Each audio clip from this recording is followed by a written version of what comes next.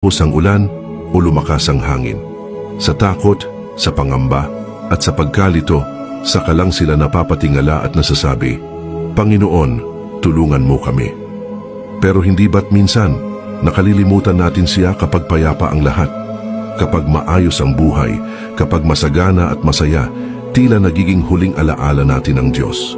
Marami ang tumatawag sa Kanya sa oras ng kagipitan, ngunit kapag dumating na ang kaginhawaan, bihira na ang nag-aalay ng pasasalamat. Minsan pa nga, nakalilimutan na natin siyang pasalamatan sa mga biyayang araw-araw niyang ibinibigay. Ngunit mga kapatid, minsan hinahayaan ng Diyos ang mga ganitong pangyayari. Hindi para takutin tayo, kundi para gisingin tayo mula sa mahabang pagkakahimbing ng ating pagiging kampante. Habang abala tayo sa pagtupad ng ating mga kagustuhan, sa paghahangad ng material na bagay, o sa pagkalimot sa panalangin, marahang kumakatok ang Diyos sa ating mga puso.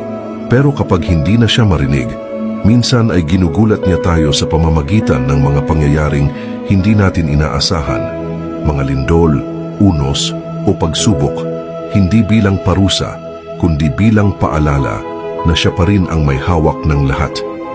Kaya kung ngayon ay natatakot ka, huwag mo lamang sabihin, Panginoon, tulungan mo ako, kundi sabihin mo rin, Panginoon, patawarin mo ako. Hindi lang sa oras ng sakuna dapat nating alalahanin ang Diyos.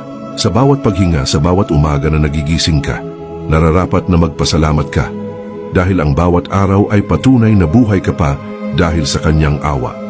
Huwag mong hayaang kailangan pang dumating ang unos bago mo siya kilalanin, o kailangang may mawala bago mo siya pasalamatan. Ang kalamidad ay dumaraan, pero ang mensahe nito ay malinaw. Ang buhay ay marupok, ngunit ang Diyos ay matatag. Kung dati ay nakakalimot kang manalangin, ito na marahil ang sandali para muling lumapit sa Kanya. Huwag mo nang hintayin pa ang lindol o unos bago mo siya maalala.